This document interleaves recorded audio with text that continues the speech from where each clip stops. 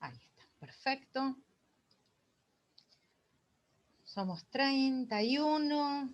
Quiero esperar un poquitito, así está la mayor cantidad de compañeros posibles presentes.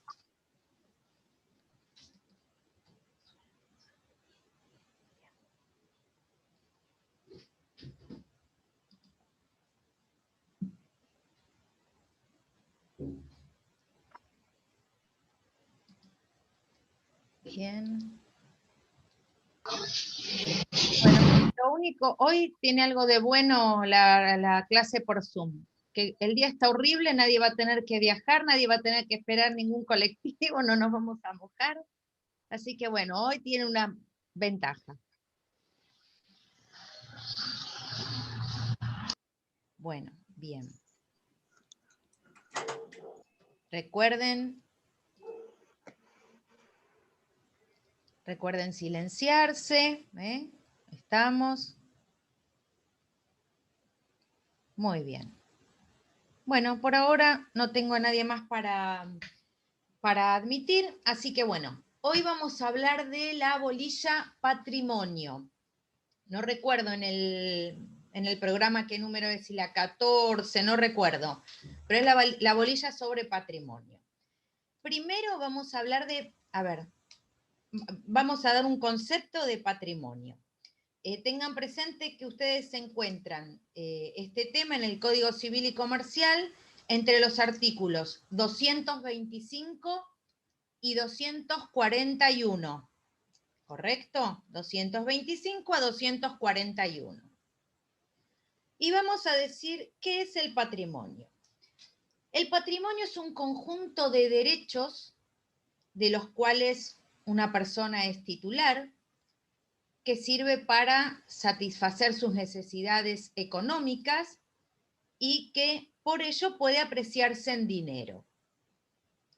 Aunque a veces algunos derechos tienen repercusión económica, pero esos derechos no siempre forman parte del patrimonio. Por ejemplo, una cuota alimentaria, ¿no?, del derecho de familia no forma parte del patrimonio, si bien tiene repercusión económica. Una persona que tiene un accidente de tránsito y reclama la reparación integral, y dentro de la reparación integral reclama, por ejemplo, el daño moral, ese daño moral que le van lo van a resarcir, porque van a tratar de repararlo en una forma grosera, o sea, con dinero, pero ese derecho vulnerado, ¿no?, ese daño moral, ese derecho no forma parte del patrimonio, si bien tiene repercusión económica y se repara con dinero, que es la única forma que el hombre encontró para reparar un daño hecho, ¿no?, a lo que sería la moral o la psiquis. ¿Se comprende la diferencia? Hay otros derechos que sí pertenecen y forman parte del patrimonio, pero los derechos de la personalidad y los derechos de familia no integran el patrimonio, ¿correcto? Tampoco las deudas forman parte del patrimonio, porque las deudas lo que hacen es gravarlo. Las deudas gravan el patrimonio, no lo integran. Una persona que recibe una herencia no es que hereda las deudas, sino que al recibir la herencia también vienen las deudas que gravan ese patrimonio. ¿Y esto para qué es más que nada? Para darle seguridad jurídica y seguridad en los negocios a las personas, ¿no es cierto? Bien. Vamos a someramente a recordar, por las dudas, no por si lo llegan a preguntar en algún momento en el parcial, ¿cuál era la concepción de los clásicos sobre patrimonio? ¿Qué era el patrimonio para los clásicos, siglo XIX?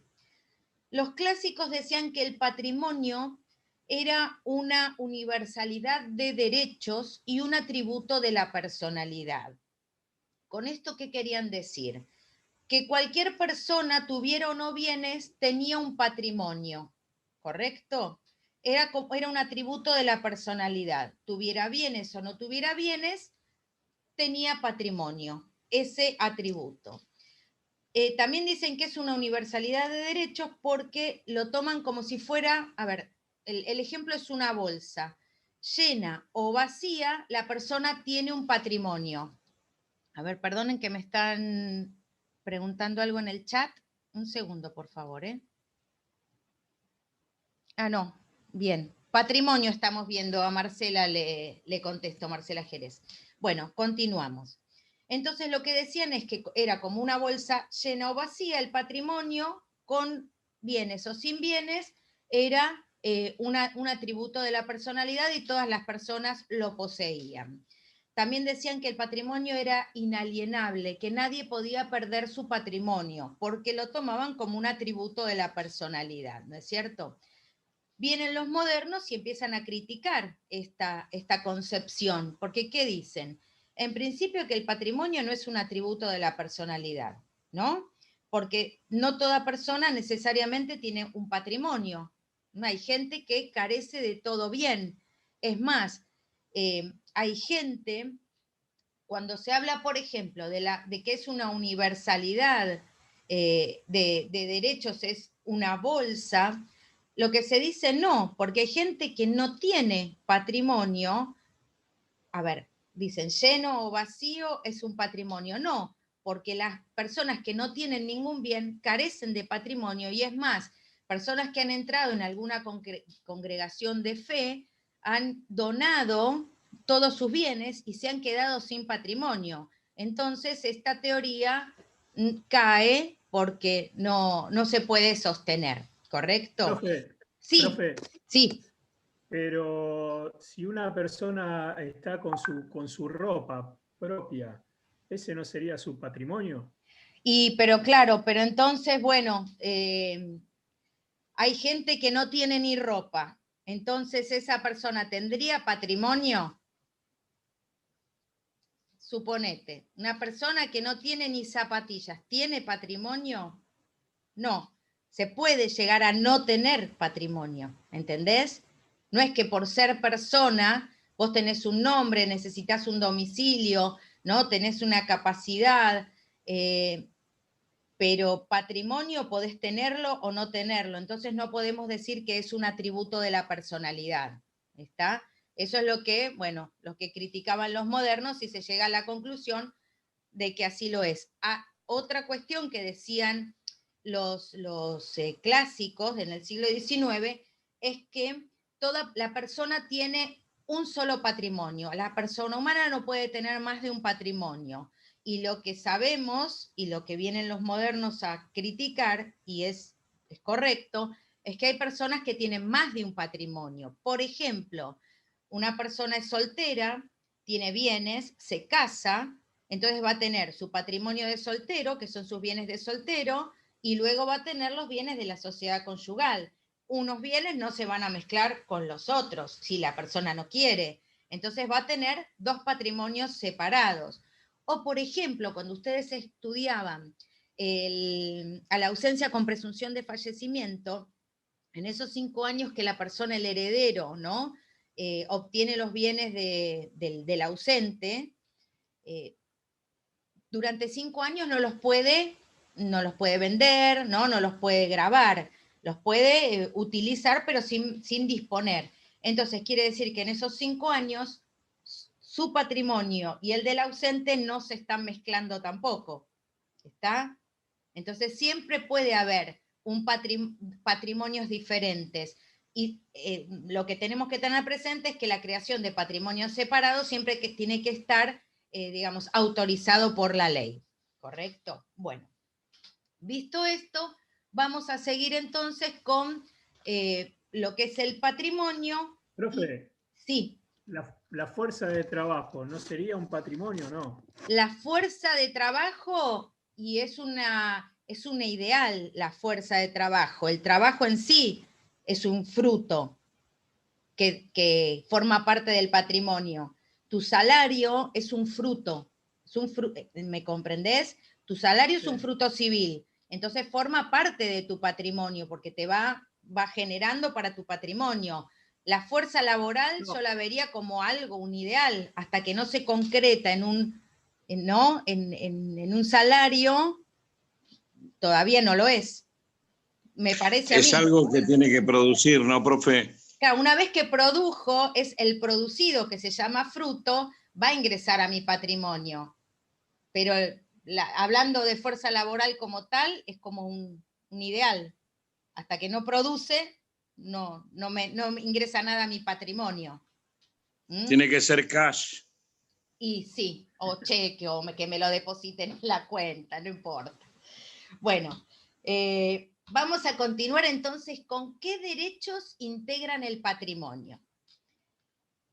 El patrimonio está integrado, dijimos, por, excluimos a los derechos de la personalidad y a los derechos de familia, ¿correcto? Entonces, el patrimonio va a estar integrado por los derechos reales, los derechos personales y los derechos intelectuales. Muy bien. ¿Qué son los derechos reales? Los derechos reales es el poder o facultad, algunos le dicen señorío, que se tiene directamente una persona sobre una cosa. Es el poder o señorío o facultad que tiene una persona determinada sobre una cosa.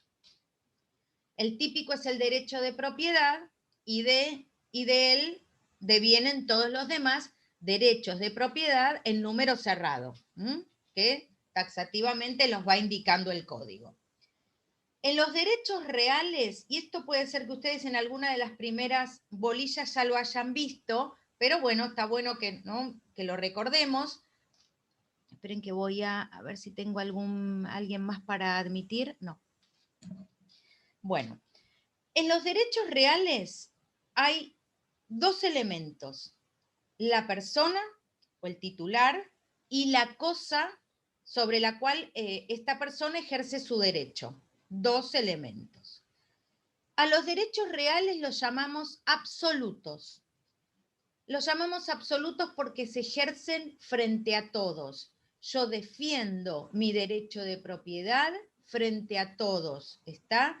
Y los ejerzo contra cualquiera que pretenda turbar mi posesión. Por eso los llamamos absolutos. Se tienen erga omnes. El titular de un derecho patrimonial, un derecho real, tiene lo que se llama el ius persequendi. ¿Qué significa esto? Que puede hacerlo valer contra cualquiera que pretenda turbar su propiedad o su posesión de la cosa. También el derecho real goza del ius preferendi, quiere decir que descarta a todos los otros derechos creditorios. Él es en primer lugar, siempre va a estar. Los derechos reales solo pueden ser creados por ley, ¿está? Y su número es limitado. También tenemos que decir que su transmisión requiere determinadas formalidades. Los derechos reales siempre se transmiten con determinadas formalidades.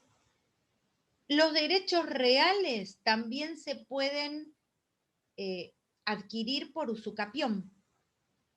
Una persona que vive por más de 20 años en una tierra fiscal, prueba que en forma pública y pacífica vivió, crió a sus hijos, hizo mejoras, puso los servicios, puede hacer la acción de usucapión y llegar a ser titular de ese bien. O sea que se puede adquirir el derecho real por usucapión. La duración de los derechos reales es ilimitada, ¿correcto? Y no se extinguen por el no uso, salvo que alguien inicie un usucapión y me lo quite, pero si no, no se pierden por el no uso. Con respecto a los derechos personales, que son la segunda categoría que integra los derechos patrimoniales, vamos a decir cuál es el concepto. El derecho personal es la facultad de una persona de exigir de otra el cumplimiento de una obligación, ¿correcto? Entonces, es la facultad, derecho personal, la facultad de una persona de exigir de otra el cumplimiento de una obligación. A diferencia de los derechos reales, los derechos personales tienen 3 elementos, que son el sujeto activo o acreedor, el sujeto pasivo o deudor y la prestación debida, o sea, la obligación de dar, de hacer, de no hacer. A diferencia de los derechos reales, los derechos personales son relativos, no son absolutos, son relativos, porque se tienen contra personas determinadas, o sea, el deudor. Y el derecho se extingue una vez que fue cobrada la obligación, se extinguió el derecho. El titular de un derecho personal no goza del ius persequendi, ¿está? Porque como es un derecho creditorio, es un derecho personal, está por debajo, y esto lo vamos a explicar después, de los derechos reales, ¿está? También los derechos personales, ¿no?, pueden ser creados en número ilimitado. El código no me dice cuáles derechos personales puedo crear o existen. Es ilimitado. Puedo crear tantos como se pueda. También los derechos personales se transmiten sin ningún tipo de formalidad.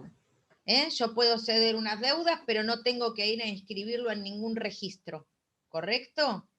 Entonces, se transmiten sin ningún requisito formal. También tenemos que decir que a diferencia de los derechos reales, no se pueden adquirir por usucapión. Pero, también a diferencia de los derechos reales, sí se pueden perder por prescripción liberatoria. ¿Qué quiere decir?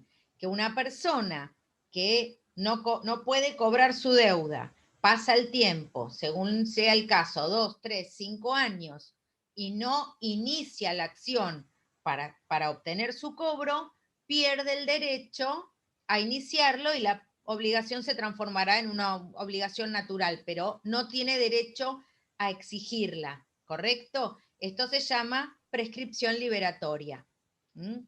Bueno, ¿hasta acá alguna duda? ¿Vamos bien?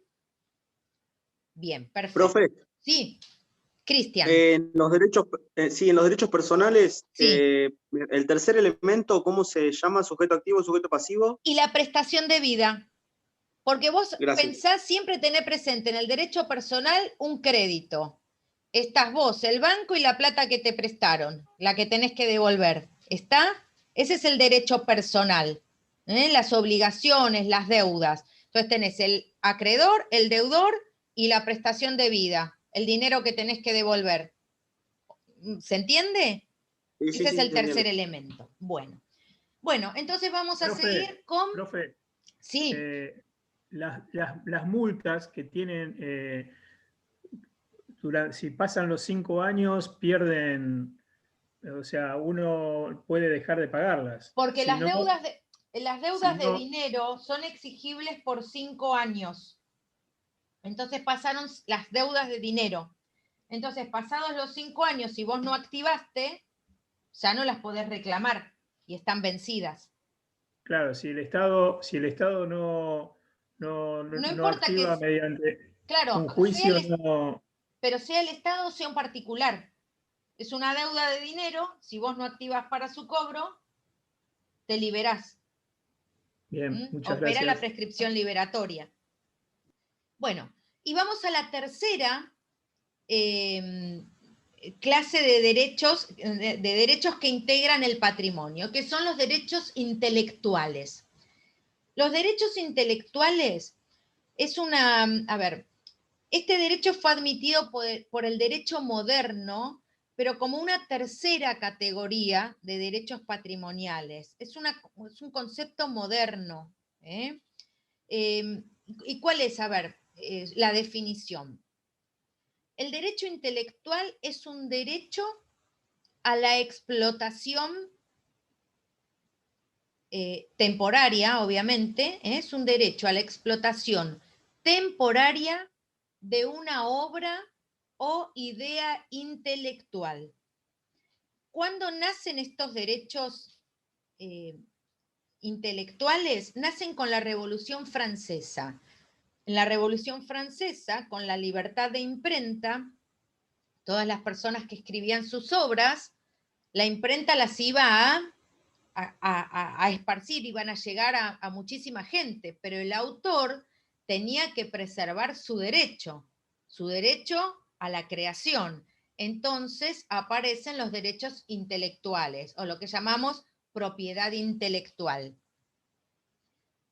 Quiero ver si hay alguien, porque no me aparece esperando, no. Muy bien. Bien. Profesora, una consulta. Sí. O sea que el derecho intelectual y el derecho de la propiedad intelectual ¿es lo mismo? Exactamente lo mismo. Ah, ok. Es eso. Bien. Muchas gracias. De nada. Bueno, hablamos entonces, Revolución Francesa, libertad de imprenta. Pero después, la Revolución Industrial, en 1850 y pico, vuelve a traer, ¿no?, a esta figura a la palestra. ¿Por qué? Porque el que inventaba una máquina, el que tenía una patente que iba a venderse, ¿no?, también necesitaba una figura jurídica que protegiera sus derechos. Y esto fue el derecho de propiedad intelectual. Bien, hasta acá armamos, ¿no?, los derechos que componen el patrimonio. Ahora vamos a ver qué son bienes y qué son cosas. Cuando hablamos de bienes, en su concepto amplio decimos que con bienes se designa a todos los objetos materiales e inmateriales susceptibles de valor económico. En este concepto amplio estarían incluidas las cosas. Entonces, decimos, son todos los objetos materiales e inmateriales susceptibles de tener un valor económico. Estaríamos incluyendo las cosas. ¿Por qué? Porque cuando yo defino cosas, digo que las cosas son objetos materiales susceptibles de tener un valor. Objetos materiales susceptibles de tener un valor. Entonces, vuelvo a bienes y le voy a dar a bienes un concepto restringido. Es decir, cuando hablamos de bienes, vamos a sacar cosas, porque ya lo definí. Bienes, vamos a designar bienes a los objetos inmateriales económicamente valiosos. Entonces, los bienes, en su concepto restringido, van a ser los bienes inmateriales, objetos inmateriales, susceptibles de tener un valor económico. Entonces, cuando estamos definiendo bienes, ¿saben qué estamos hablando? Estamos hablando de derechos patrimoniales, ¿correcto? Porque cuando yo hablo de mi patrimonio, no estoy definiendo las cosas materiales que lo integran, sino que como un ideal estoy hablando de los derechos, de los bienes que lo integran. Y cuando me refiero a los bienes que lo integran, hablo de los derechos que yo tengo sobre las cosas que componen mi patrimonio. ¿Se entiende? Es más ideal. Vamos a hablar de que los bienes integran mi patrimonio, porque ¿qué son los bienes? Son los derechos que yo tengo sobre las cosas materiales. ¿Se comprendió? ¿Se comprendió? Si no, me lo dicen y lo vuelvo a explicar. ¿Sí? ¿Puede repetir, profe, por favor? Bien. Yo siempre voy a definir bienes y voy a definir cosas. Cuando hablo de bienes, en su sentido amplio, hablo de qué son bienes. Bienes son objetos materiales e inmateriales susceptibles de tener un valor. Cuando defino cosas, digo que son objetos materiales susceptibles de tener un valor económico, ¿no? Entonces, si cosas son objetos materiales susceptibles de tener un valor, lo voy a sacar de bienes. Son cosas. Me voy a quedar con que los bienes son objetos inmateriales susceptibles de tener un valor económico. ¿Está? Es decir, los derechos patrimoniales. ¿Está? En su sentido restringido, bienes son los derechos patrimoniales. Son los derechos que yo tengo, sobre las cosas materiales. ¿Está? Eso va a formar mi patrimonio. Mi patrimonio va a estar formado por derechos. Si bien, a ver, hay una casa o hay un auto, hay una silla, lo que haya, es el derecho que yo tengo sobre ese bien. Ese derecho va a formar mi patrimonio. ¿Se entendió? ¿Sí? Bien. Muy bien. Entonces, ¿qué comprendería bienes? Va a comprender los bienes del individuo, los bienes del individuo, los bienes colectivos y los bienes comunitarios. Esos son los bienes del individuo, propios del individuo, los colectivos, los bienes colectivos y los bienes comunitarios. Muy bien. Dejamos bienes un ratito y vamos a pasar a cosas. Ya dijimos lo que eran cosas. Cosas son objetos materiales susceptibles de tener un valor económico. También son cosas la fuerza de la naturaleza. Digamos, vamos a definirlo como también las fuerzas naturales susceptibles de apropiación. Las fuerzas de la naturaleza susceptibles de apropiación. ¿Se entiende? Los vientos, esas fuerzas de la naturaleza susceptibles de apropiación. Y también la energía, esas son cosas. Vamos a hacer una pequeña clasificación de cosas, pero esto a lo mejor, porque ya se está acabando el tiempo de la primera hora, lo pueden leer ustedes. Vamos, yo les voy a dar la clasificación y ustedes después lo leen. Las cosas se clasifican, primero, en muebles e inmuebles. Muebles e inmuebles. Las cosas muebles son aquellas que se pueden trasladar de un lado a otro por sí mismas o con una fuerza externa. Y las inmuebles, aquellas que se encuentran adheridas al piso.